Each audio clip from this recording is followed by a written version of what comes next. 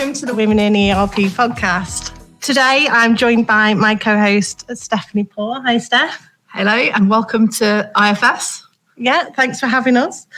Today is an extra special day, obviously, as it's International Women's Day. And to celebrate, we've got an extra special guest with us, Emma Chambers. Emma is head of NATS Integrated Business Systems, NIBS. She's also the UK ISUG director and co-chair of the SAP S4HANA and Women in SAP SIGs.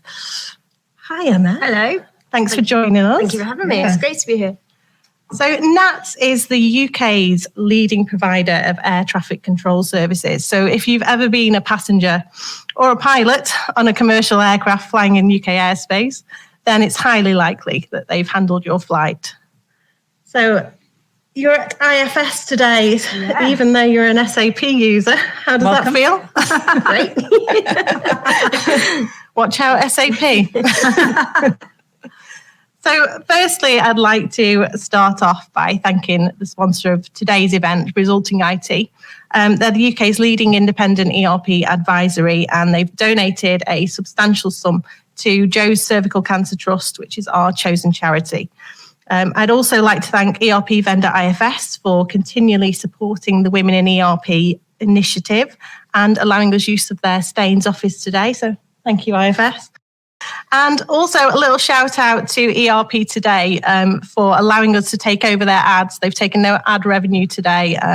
They've just publicised Women in ERP, which has just been absolutely fantastic. So thank you to Paul and co. So the official International Women's Day theme is Embrace Equality. So we're going to discuss what that means and why it's important once we've gotten to know Emma a little bit better. So yeah, Emma, can you tell us a little bit about your background and what life was like for you growing up? Yeah, so to start off with, I'm a middle child in between two boys. Not a great start. A January baby as well. So very challenging. But yeah, growing up, I mean, we were talking about whether, we had access to technology growing up, whether that was something that was particularly on the cards. I didn't. I'm going to give away my age. Didn't have any access to computers at school. Wow. And I wouldn't feel that I felt particularly like I was any sort of, competition with my brothers or expected to do anything different to them in terms of like subjects at school or anything like that.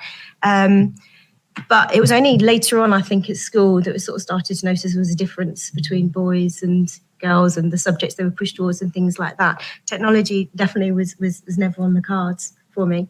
So I think like a lot of people sort of fell into IT after leaving university. I did languages at university. Oh, wow. So, yeah. Bit of a change. A career in tech wasn't sort of you hadn't dreamt of that. That was never in your mind. What did you want to be? There are a few things I thought of. I did think about sort of doing management consultancy, project management, and I have done project management in a lot of my career as well, because that's kind of how I got into IT. I think like a lot of people sort of fell into it, leaving school and leaving university, sort of late 90s, when there was a lot of expansion in IT, a lot of work going. So I started as a junior project manager. Yeah. And then from there, kind of worked across all sorts of different systems and disciplines, working in project management, program management, portfolio management, business relationship management, service management, all the kind of IT roles that you can do without being technical, without ever writing a line of code. So don't ask me, how anything works. I can't even work my Virgin box most of the time. But anyway, so that's how I kind of fell into IT management, and then came to SAP by quite a circuitous route, I suppose. I worked for 15 years in total in public sector and local government, working for big county councils. So the kind of breadth of services that we could cover was quite incredible, really. I spent quite a long time in engineering asset management in terms of systems. And then really sort of, working for Hampshire County Council, worked for a long time, worked across all the different kind of lines of business you can imagine, and everything from the very commercial businesses they have to run to the regulatory services. So from there, I got a role in my current company, which is NATS, as the service owner for their SAP system. So I've been an SAP user before, but knew nothing about SAP. And totally different to your previous role. Well, a lot of the principles I think are the same. Okay. And are transferable. We're talking about sort of managing large scale systems and having to understand how they connect and how they deliver to the business. And then having done that for a few years, in the last 2.5 to 3 years, I've moved into the business. So I've seen it from both sides now. So now leading the business through a significant program of change to get to SAP's S4HANA, and those people who work with SAP will understand that there's a lot of people trying to make that journey in the next few years to get to the sort of next generation platform. So it helps, I think, having seen it from both sides of the coin. That's fab. And did you find that your journey to seniority has been impacted because you are female? Have you found it a challenge? I'd say it's felt like it. It has felt like it. And it does depend on the role I was in and the organisation I've worked for as well. But I definitely feel like I have seen, male counterparts get more opportunities, get more support, perhaps, yeah. And have you seen that evolve over the years in terms of, if you think back, I don't know, say you said 15 years ago, has that, the world then is very different to now. Have you seen that in your sector? I'd like to say it looks a lot better. But if I'm really honest, I don't think it has. Sometimes I look back and think that perhaps, again, depending on which organisation you're in, that sometimes, there are more opportunities. I think a lot of organisations still have quite a long way to go to level the playing field. Yeah, hugely. Have you often found yourself as the minority amongst your business systems? Very often, yeah. I mean, particularly working in engineering, asset management, and very, very male dominated. The organisation I work in now in aviation is very male dominant, and in tech as well. Quite often you're in a room or at an event and you're looking around the room playing spot the women. It still happens now, which is a bit of a shock to the system sometimes. That you still find that there are very, very few women represented either around the boardroom table or in a large event. Yeah, it is shocking. I mean, what's the sort of percentage, would you say, at your organisation at the moment? It depends on the department. So I work in finance and we're actually 50-50. Oh, that's really good. Which is good. Yeah. And then, HR departments tend to be sort of more, more female representative. And then you look at the engineering side and it's the other way around. So it does depend on the department. And I think like a lot of organisations, we've got quite strong graduate recruitment programs that are targeting now to make sure that we attract young female talent as well as male talent. And that's looking really good. What we often find, and I think a lot of organisations struggle with, is that that's not reflected up into senior levels of leadership yet. Yeah. And we find, a lot of organisations will find that women leave at a more disproportionate rate than men. So this is a lot of the things that we talk about in the Women in SAP stream, because obviously we talk to women across all sorts of different industries, not just in tech, because it's about the users of SAP as well as the providers of SAP. And a lot of them tell the same story, that, that for whatever reason, whether it's because they perceive there is a ceiling in the organisation, they can't see a pathway for them, their career is impacted by, family responsibilities, they leave at a disproportionate rate, even when the intake looks like it's getting more level. It's still shocking, isn't it? I mean, how have you personally navigated that? How have you stayed strong in your conviction in your career? It's seeming I have. It is difficult. I don't have, the answers, because I think, if we had the answers, we wouldn't be sat here talking about it still today. I mean, I think as with everybody, you obviously have to apply yourself and know your stuff. I think you have to be quite resilient in making sure your voice is heard. I think there's a lot you can do for other women as well to make sure that their voice is heard. If you feel that people are, being overlooked or not being listened to or not being recognised. And calling it out really as well when you see it.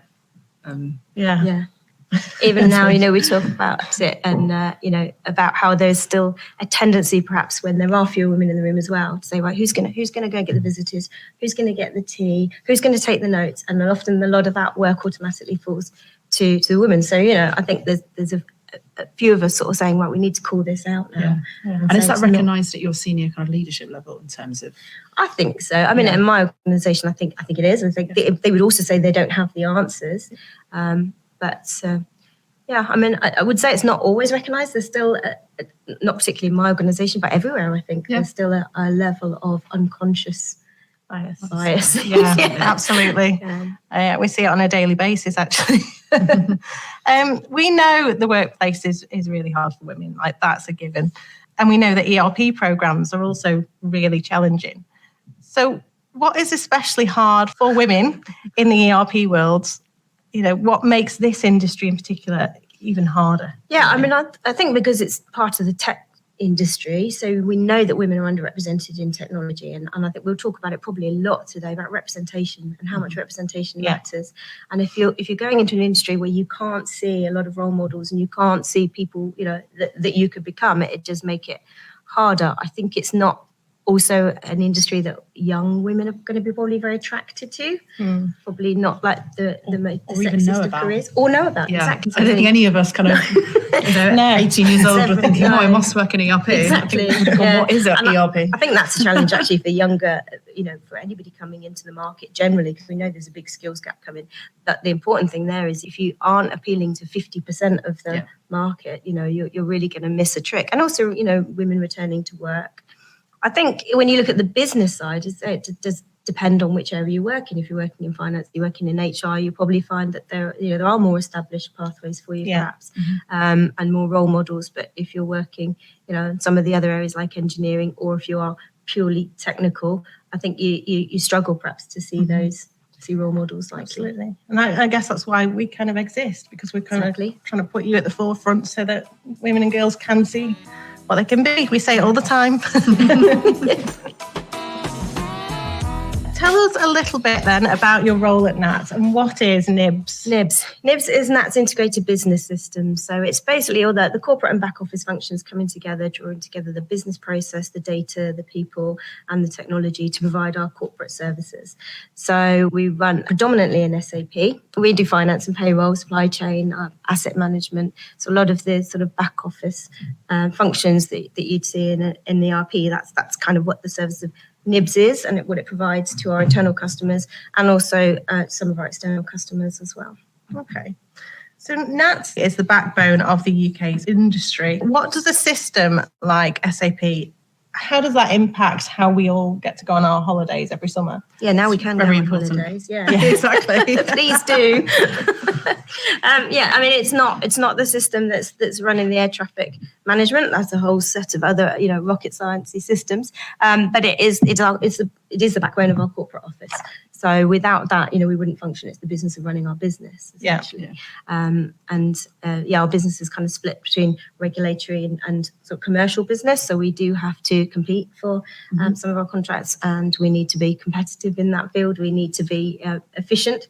So we're looking at modernising our processes as part of this move to S/4HANA, as we talked about. So it's quite an important system to us.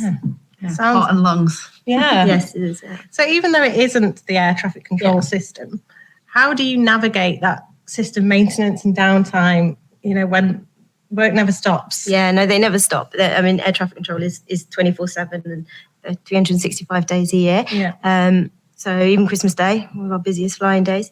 So it is core to it because it's our master data for our finance, but also for our people. So imagine the people have to be rostered on to make sure that a shift is covered for air traffic control. So that comes from our SAP HR data, because that's how you know who's available and who's qualified to do what and what work schedule they've got, who's not on leave or out of the office because they're sick. So that's a key part of it. It also holds a lot of information about our asset maintenance. So the assets we have to maintain to keep the radar installations going. And of course, it's got a payroll in there. If you don't pay them, they're not going to turn up to control your plane. So you definitely won't get away on holiday. So it is really, it's a very, very important system to us to keep it running. That's only, a few things that it does. It does a lot more. It manages our supply chain. So it is. How do you keep that business critical system kind of, we talked about downtime. So how do you manage that, I guess? Well, we're very cyber security aware, obviously, and that's so we do regular patching, and we have we've got our business users used to actually us taking down the system every month to have it patching. So they've got good business continuity plans in place, and they're used to working around that. But I think, like everybody, you'd aim to have no downtime if you could. Yeah. So that's something that we'd work towards, getting extra resilience built in, because it is critical. But if anything else is happening as well around the operational side, then we won't make any changes to the system. Not yet got on a plane and they've said we're delayed because that's the patch hasn't worked. Can you imagine? Could be a first time for everything. There is that seasonal impact as well, though. Do you tend to do maintenance and that kind of thing? We try to minimise the amount we do in December. because it's a very busy month. And they say around Christmas is more concentrated than the summer holiday. Summer holidays are longer. Right. So a lot of people travel around Christmas. Yeah. So it's condensed into maybe 2 or 3 days. That's a very sensitive time for us. Holidays are busy, bank holidays are busy. But, like any other back office organisation, we have year end, month end, we've got regulatory periods. So there's always something. It's really like any other business, but there's Yeah. the big responsibility, like you say, run a different system, but separate. Yeah. And you're actively sort of in the women in the ERP community. You're very active. So how are you currently supporting the growth of women within NATS? We have a women's business network at NATS. So, that is very active. I think it's fairly new. I would say it's not as mature as some of the business networks that we see, which is why it's quite good that we've got access to a lot of other organisations through the Women in SAP stream. So, yeah. And is that across all roles or kind of, I guess, ages as well? Like, how do you encourage, I guess, the next generation? At NATS, yeah. I mean, I think one thing they do very well at NATS is we do have outreach programs to schools and colleges, and they ran a couple of events recently about getting girls into tech. So hosting events, it was a Saturday, and they took over our canteen and had like a cyber day just for girls from local colleges. Yeah. So they do have a lot of initiatives like that. And that's the kind of thing that we talk about when we're talking to other organisations. What are the kind of things that you might be doing? You might think, well, we don't do a lot. And actually, then you think, we've got a really good example of something that we did. And you can share that with other organisations who are trying to think. It's those tiny impacts that actually make such a big difference.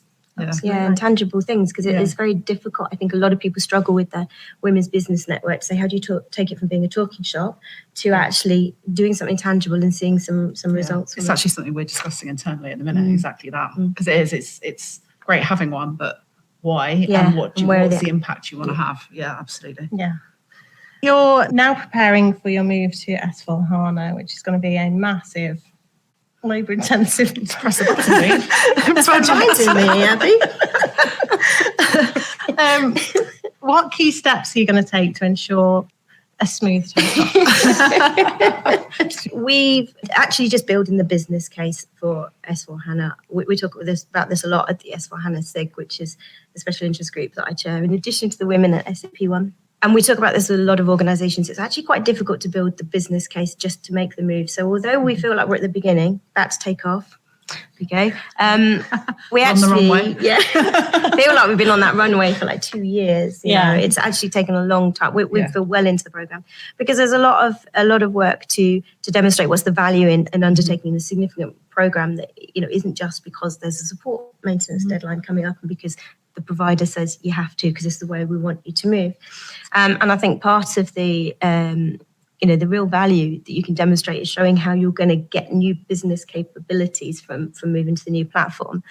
And I think in some respects the pandemic helped with that. So I think we find that a lot of different companies had different experiences in the pandemic. They may have come out having a boom time if you're into anything to do with pets or home baking or house renovation. DIY. You've had like a boom time, so you may be needing to grow and expand and find new ways to service more customers.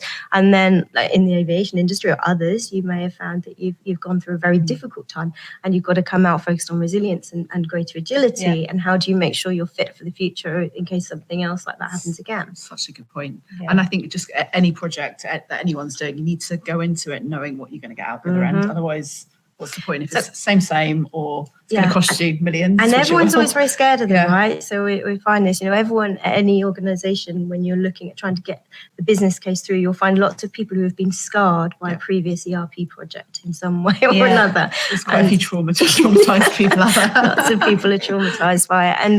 And so it isn't an easy thing to kind of persuade people to do and come with you on the journey. But I think in some ways that the pandemic was a bit of an accelerator to say, we could definitely do doing things differently. We can see where we can get, better efficiencies out of a more modern Did you find system. it hard to adapt to say, I know we spoke about earlier that working from home wasn't really an option for some of your team. Yeah, in the back office, obviously air traffic controllers had to be still there and still working. But the back office all decamped and pretty much overnight. So luckily we had teams all set up. we were ready for it. Our IS team did a very great job of making sure we were all ready for it. Yeah. Although none of us really expected it 2 weeks previously, that we'd walk out the office one day and not come back for A couple of years. 9 or 2 years. Yeah. I think the trick now is adapting to that hybrid working. So, I mean, again, we're working in local government before. It was quite a commonplace thing to do with hybrid working and work some days at home. But I think, it was new for us, and we're still in that forming stage, I think, where we're trying to work out what's the best way to tackle different types of work. So there's some collaborative work that you definitely need to do in the office. We had a whole bunch of workshops. So part of what we were doing to get ready for S4 was to work through a whole load of line of business workshops on our pain points, and we did that in person. So we did 44 workshops for 3 weeks, and we said they are going to be in person. Yeah. There are some things you can do on Teams. You can do some follow-up things on Teams, but then there's small groups and everyone's on Teams. Yeah. So we said if you there's no hybrid. If you have like a large group of people in the office and they're all sat around a table and 2 or 3 are dialing in, we just find obviously their experience isn't the same. I completely agree. It just doesn't work. Yeah, and I think when you're mapping stuff out, there's nothing more powerful than just big old pen and paper and literally doing it. So we found that the business really embraced that, and maybe it was because they've been out for a while. It was a novelty to come back in the office. The office was ready for them. It had been refurbished and ready to sort of adapt to more collaborative and agile working rather than fixed desks. So we're still in that phase of evolving, getting to the right balance. And on the flip side to that, how extensive are your testing capabilities going to need to be pre-go live? You are a data intensive organisation. Yes. And, downtime's an issue. How are you going to manage that? What's your plan for there is always a big burden on our business users when we do testing, and when we put any change through, but not least when we do our legal patching every February. And so we are going to invest in automated testing tools. Yeah. This is the time we have to really testing. There's nothing more important than testing, as we all know. It's critical. I think we all underestimate how long it's going to take and how many times we're going to have to do it. So do you take people out of the business and then backfill them, or how does it work for yourselves? Typically we don't. They stay. I mean, for the program, there are going to be a few people that will have to come out of their day jobs and be dedicated to the program. But no doubt we will have to rely a lot on the business users who are doing the day job, because they're the ones who know what they need to test. And that's where it gets complicated, isn't it? Because they're trying to do 2 things, and that's, it's always a challenging time, isn't it? Sounds like a good starting place. Yeah, absolutely. So if we talk about the UK ISUG, which is the UK and Ireland SAP user group, you're the group director. And how did One of the directors. How did this come about? How did you get involved? And I've been involved in the user group for a few years, really since I started at NATS and started going to the user group. I've always been a strong advocate of user groups. In a previous role where I was working with an asset management system that didn't have one, I set one up because they're great. I think they're the best sort of learning resources you can get, for influencing and for collaborating with the supplier. So I'm always, if there's a user group, I'll be there. And I, a few years ago, started co-chairing the S4HANA Special Interest Group, which is a great group. It's really, really good for talking about the common experiences and challenges and lessons that people have and this quite significant challenge that's in front of us.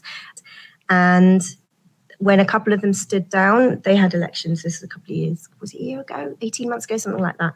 So I threw my name into the hat. As somebody that had quite a lot of experience of working with the user group, going to a lot of events and really saw the value of it and very sort of passionate about its value to users. So I stood as a director and got elected. So I've been sitting on the board. And you're all volunteers. Great. We're all volunteers. So all SAP customers essentially. Yes. And it's really great because you get to sit with people who are, CIOs and directors and heads of, for a lot of different companies in their own companies. So it's really, really interesting, as well as supporting the work of the UK ISUG, which is an independent company set up to support the users, and it does a fantastic job. So it's interesting because I'm part of so IFS obviously has a user group as well. And whilst we've got a diverse selection of different industries, quite often it's the same challenges that people have across them. And just sharing kind of best practice or different problems and different solutions. It's just, as a vendor, there's nothing more valuable than customers talking to one another. Yeah, So, and putting in the time, yeah. traveling to the events and the face-to-face events now that they're back, I think are great. So. Yeah, agreed. Absolutely. And you take many initiatives to help women in the SAP stream. Do you want to tell us a little bit about what you're doing there? Yeah, and why it came about really was because the chairing the S4HANA special interest group. So they've got a number of special interest groups. This is obviously one of the most popular ones at the moment. And we get lots and lots of proposals for people to come and speak at our webinars, at our events, our conferences. There's always lots and lots of bids for people to come and get on stage. And what we noticed was that time after time, the submissions came through hardly anywhere from female speakers. Mm-hmm. You might get it sent to you from a woman, you get excited, and then you realise that there's two or three male speakers coming. So we started to ask ourselves, what are some of the challenges that are stopping women from speaking? Is it fear of not having something to say? Is it time? Is it the challenges they've got with managing home life and they have to travel? So we had a kind of a one-off webinar chat, which was massively oversubscribed. We've got something like 80 women wanting to join this to talk about why challenges. Yeah, and some of the things that we heard, we tried to sort of like act on. And one of the things I wasn't quite ready for, I think, was that some of the women said that they are actually intimidated speaking in front of men. Yeah. Some of them said they felt like their voice was too small. Yeah. Too feminine, didn't have authority, which is, I think we really want to try, and I think we talk a lot about conferences and how people always used to look the same at conferences. They tended to be men of a certain age in suit, and how especially great it is you're being kind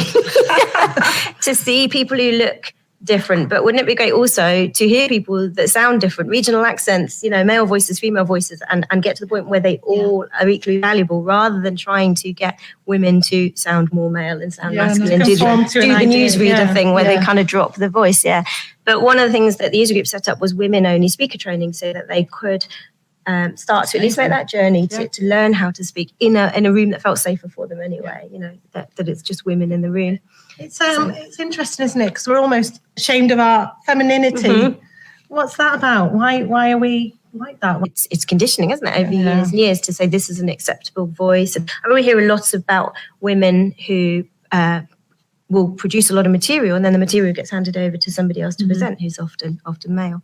So that was just one of the challenges really that came up. And from that, we thought, well, this is so popular and women want to talk about this stuff. Let's set up the stream. So we now do in-person days where we just get together for a day, ably supported by a lot of our providers, and talk about lots of the challenges that women might be facing. Have a few female leaders come and tell their story, and so kind of a how I got here story, and we'll talk about we had a session recently where we talked about the bias in recruitment and what are practical things that you can do to perhaps appeal and find that you can attract more women through your recruitment process. We do online webinars and we do a mentoring program as well. So we have a whole host of incredibly generous women who give up their time to host these sessions of about 6 to 8 people online, where they can just coach them for 45 minutes, turn up without an agenda and talk about what are the challenges you're facing, what are the stories you want to share, and can you get practical tips. So, are you seeing like a common trend amongst that group of women? Yeah, quite a few. The same themes we're probably discussing today come up a lot. Yeah. So what made you so passionate about this? Other than being a woman? Yeah. I suppose when having seen examples where I feel like women aren't being given the same opportunities or having the same level playing field. And I think, just seeing all those speaker proposals come through and it being so glaringly obvious that women weren't represented, it kind of sparked something off, I think. So we've all sat there in the events and looked around the room thinking, can I spot another woman? So it's interesting because as soon as you start to realise it, it just opens up this whole balm of stuff. You can't unsee it. Once you've seen it, you can't unsee it. Yeah, I agree. Yeah. Really sad. It is.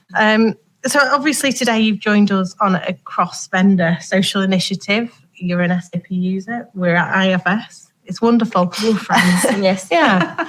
Do you think that supporting women in our industry, regardless of vendor, is the way forward, or should we be sticking to our own lanes, our own? Absolutely. I just think, there's no there's no kind of tribalism around organisations that can transcend the mission, really, of just helping all women and supporting all women. And that's a really great thing about our women in SAP SIG, because the special interest groups are a cohort of people on the partner side, so the suppliers who kind of support the events and sponsor them and provide the content, and usually you've got people on the user side consuming the content. So for this, we say it doesn't matter whether you're on the partner side, whether you're SAP, whether you're a customer, you're all members of the group, and it's there for everybody to consume. And the great thing about it is that we do have access. We've got incredible outreach through that, because we've got a lot of really big companies that are part of the group, particularly on the vendor side. So you've got like some Microsoft and Google and Amazon, and you've also got loads of household names on the member side. So we get a great outreach, a lot of variety of access to different women with different stories, but also access to these companies who have very mature D&I initiatives, maybe well-funded initiatives. And a lot of our member organisations say, well, we're really small and we want to have a women's business network, but we don't know where to start, or we don't know how to make those, actions that will make a difference. So we can get a lot of lessons from those bigger organisations who are quite a bit further along the journey than we are. And they're very, very happy. We meet a lot of very passionate people on the way who are really, really happy to share those experiences and lift everybody up. And that's men and women as well. So. Yeah, it's important to, I guess, shine a light on men that are impactful. With regards to women and how men are helping us too, work is never about excluding men. We want to educate and include everybody in the conversation. So there is an ageing workforce problem in the SAP space, and probably most ERP sectors. Yep. ERP isn't that well known by people outside of it, as much as we try to explain it. My parents just think I work in computing. I get asked all the time, what's ERP? What does it mean? Yeah. So how do we attract more women into ERP, more young women? And you tell me. I don't know. Do we need to all get on TikTok? Well, do you know what? There probably is something in that. We need to know where to start. Let's have female-only TikTok training next. We need to approach them in the medium that they are going to be consuming, and probably we're not doing that at the moment. So that's a challenge for marketing teams, I think, and recruitment teams to definitely. Yeah, I think it goes back to what you were saying around, you've got the initiative where you've invited some young schoolgirls in, and it's just exposing at a young age that ERP is an option, or just tech in general. It doesn't necessarily need to be ERP, because you only know what you know. And exactly. If you don't know that's an option. You'd like to think that is better now. I mean, when I was at school, we didn't get people coming around and say, well, they didn't come around and say, do you want to be an air traffic controller either, But it was always, for me, it was like hairdresser, nurse. Yeah, exactly. It was social very worker. much like... And all of those fantastic careers, but it's quite limiting when people see that as their only options. So you'd like to think that is getting better, but I think the user groups can do a lot with that. And I think the vendors will need to do it, because there is an incredible skill shortage on the horizon, if not impacting us already. So there are a lot of initiatives.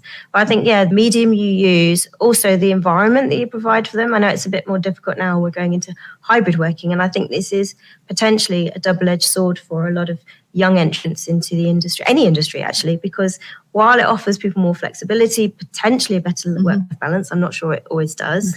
By the way, I don't know what that means.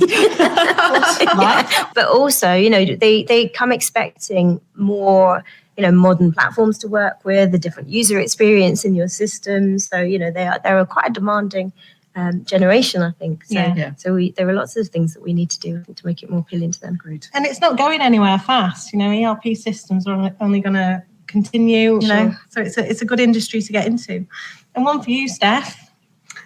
How transferable are SAP skills to IFS? Yeah, that's a good question. Well, to your point around the skill shortage, I mean, it is an industry problem completely. It's not just an SAP problem. We were talking earlier around the processes are fundamentally the same. It's a different colour on the tin, let's call it. But it's fundamentally the same, give or take a few quirks. So I would say it's very transferable. I mean, us personally at IFS, we've got an academy. We skill up partners, consultants, we've got grad schemes. So it is very much, I completely see the skills as transferable. I don't think there's anything. It's a huge daunting thing, isn't it, to move from an ERP system, and we were talking about it just over lunch. How do we navigate that? How do we make that transition to a different system that may be better for an organisation? How do we make that an easier transition? How do we make that more comfortable? How do you do anything? It's a huge challenge. I think it does depend on how embedded you are, I think, with your processes and your legacy data with the system that you've got, because you say there's not much point in moving from one to another flavour to get the same outcomes. But it depends on which part of the market you're in, whether you're a small organisation, are you a startup, or have you got a long It's all in that history? business case that we were talking about at the beginning. You need to go into something with a clear view of what you're getting, what the deliverables are the other side, and what the benefits are going to be. You want because out of it, if you don't know that, how do you know you've been successful? Yeah, and don't overpromise. Yeah, definitely. That is always one. I think organisations tend to sit on a system for years, not really looking at what's out there because it's comfortable. I think the security risk is getting more and more. Is it? Yeah, you sit on an old database, like an Oracle database that's been out of support for years. You're quite vulnerable. Well, you're very vulnerable. And I think, especially with hacking and data issues like that, I think it's a massive risk to the business. And yes, the risk factor varies by business. I've got some CFOs that are like, oh well, and others that literally are absolutely terrified of going into restricted support. So it is very dependent on that risk factor as well.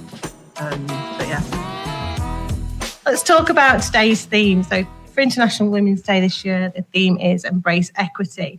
Now, because I have a moral obligation, I do want to point out that there are a few themes today in support of International Women's Day. So the UN for Women, who do a huge amount for women in tech globally, they actually have their own theme, and they're celebrating under digital, which means enabling women everywhere to have access to the internet, to computers. And I actually think any celebration that's in support of women and female empowerment is worth recognising, and it's key to highlight that we're all looking to achieve the same thing ultimately, which is an equal outcome. So equity, however, it's a really important conversation, and it embodies the same theme UN have also, as it addresses the fact that equality is actually not the solution, but it's the ultimate goal. Equality means each individual or group of people is given the same resources or opportunities, so they're equal at the starting block. Equity recognises that each person has different circumstances and allocates the exact resources and opportunities that are needed to reach an equal outcome. So perhaps one person in the line gets a little bit of a head start because they need it. So taking a tailored approach per individual is the only way of reaching a truly equal outcome. So how does equity versus equality look for women in our industry?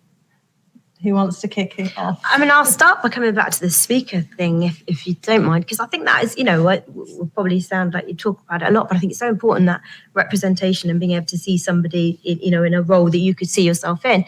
And it's affirmative action, right? And I think there is no affirmative action that can make up for millennia of lost opportunity and access to education and active repression. So, I've had people sort of say to me, well, I've got a woman who could deliver this talk, but I'm not going to put a woman on the stage for the sake of it. And I want to say, well, for the sake of what? For the sake of all the girls who can see her, for the sake of all the other women who will see her. Yes, do it for the sake of that. So I think, sometimes even if you've got two people that are perfectly capable of delivering this message, and one of them, is a male who's done it many times, and one of them is a female who's never done it, and you don't even know if she's going to be any good, stick her on the stage. I honestly think it's really important.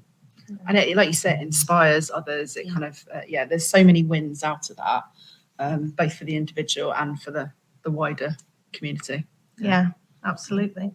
And it's also about, and this annoys me, because I think many people out there get annoyed by women on social media, sort of, especially on International Women's Day, when it's highlighting successful women rather than talking about, social inequality.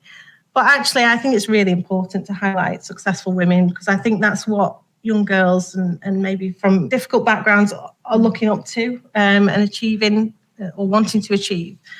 Do you think, though, that these posts and women out there are honest about their journey to get to that point? Do you think we need more transparency over the struggle with kids, the struggle with life, and being a woman? Do we need more of that out there, more vocalization, I guess, of the issues of things like you said, menopause at work, not even been talked about until very, very recently. It wasn't even a discourse a couple of years ago, right?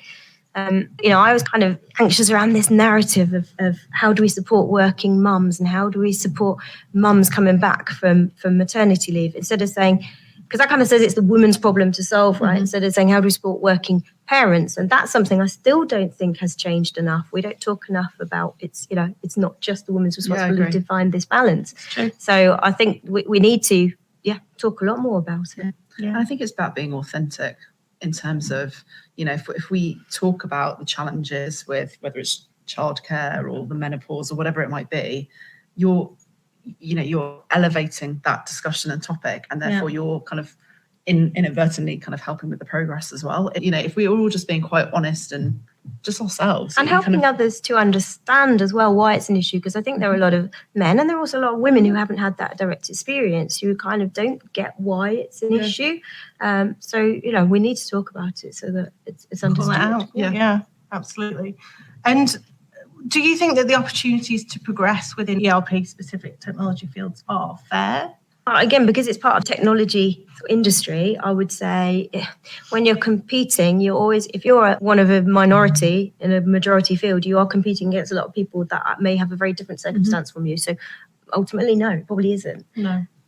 And I mean, we had a recruiter, Emily, on the show a few weeks ago, and we spoke about things like recruitment and the job opportunities out there. And she said there's just simply not enough women out there to apply for jobs. Now, how do we change that? Is it a case that we have to actively be going out to find women to fill roles, or is that discrimination? I mean, I think it's well documented, isn't it? The pandemic has affected women more than men, particularly professionally. So where, the great resignation, the need to be at home impacted women a lot more. So I think perhaps, there are various sort of stats that say that women's rights generally or the move towards parity has been set back quite a lot by the pandemic. So I think that perhaps there are fewer women who are available for work, and maybe maybe the opportunities offered aren't supporting them. You'd think that the move to hybrid working would help by adding flexibility. But as I said earlier, I'm not sure it helps with work-life balance. When your home is your office, you don't really have a distinction, or it's not easy to have the distinction between your work life and your home life. So you can only have a balance if there are two different things to balance between. I just don't think there's enough applying either. And I think, I see it when I'm recruiting, I probably get one female CV for every 10 male. Really? It's crazy. And it's the same. I think half the problem is whether you're a man or a woman, ERP is not necessarily up there on your must-do things. So no one knows. And so what I've seen happen a lot is it's usually someone working in the business that then gets pulled onto a project. Yeah. And then it's only then that they start realizing what possibilities. And that happens so often. I think obviously there's the grad schemes we spoke about earlier.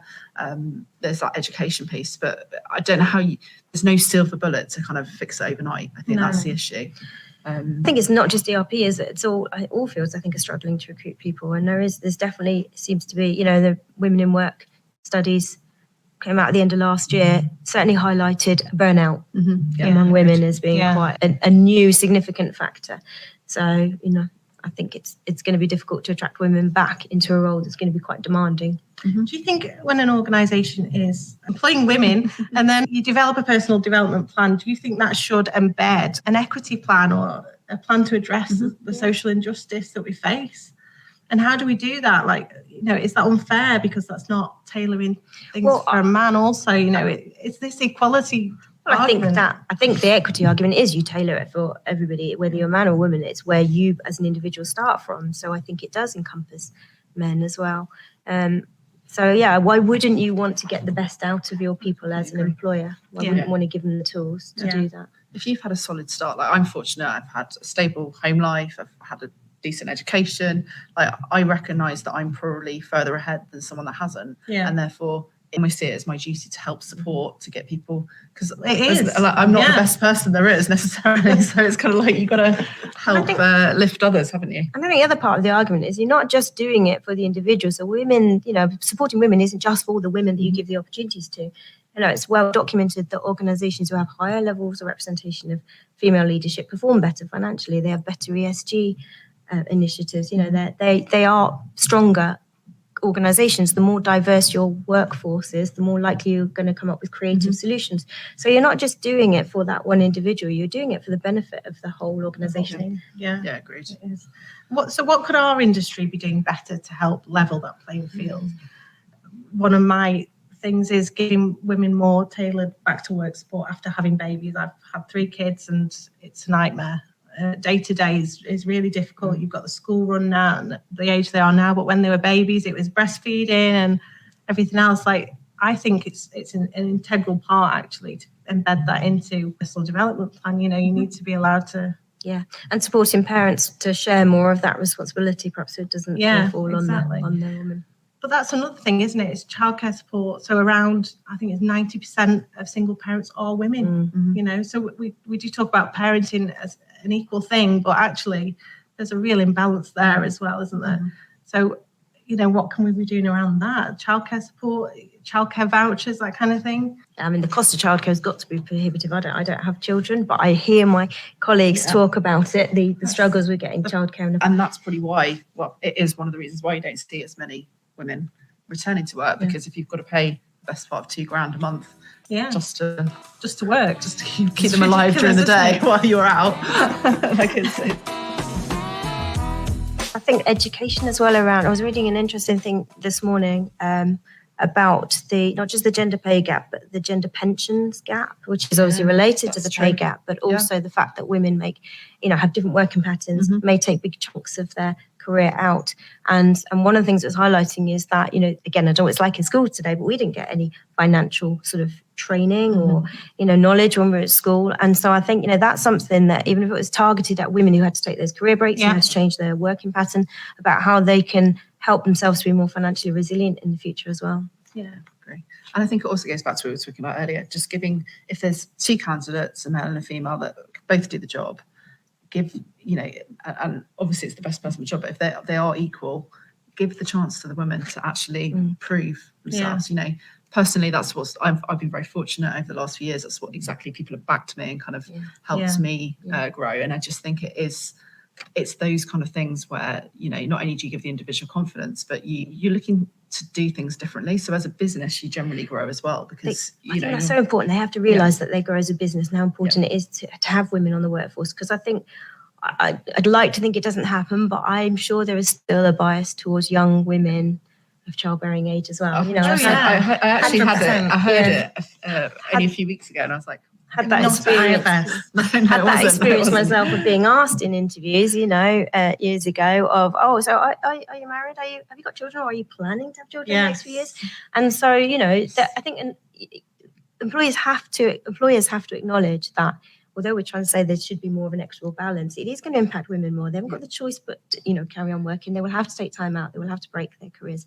If they're a lone parent, they will have to change their working pattern. But to recognise the value of keeping those women in the workforce, and actually some of the most, organised and effective people. There's no time. There's no time for the women day. who are used to having to compartmentalise and organise their day because they've got so many extra responsibilities. So it's true. But also, it's that long-term investment. If you believe and invest in someone, you generally get that loyalty back.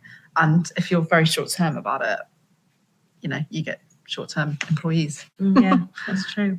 So what sort of day-to-day things could we be doing to try and make an impact and support women, our colleagues and so on and so forth, every day? It's flexibility, I think.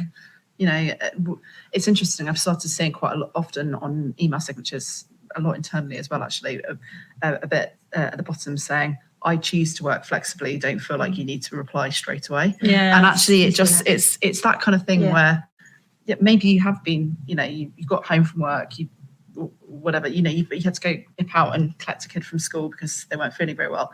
You then choose to work a little bit later. Yeah. There's no, it's empowering the employee. Yeah. So it's trusting them. Trusting. Yeah. 100% trust. Yeah. Yeah, it's true.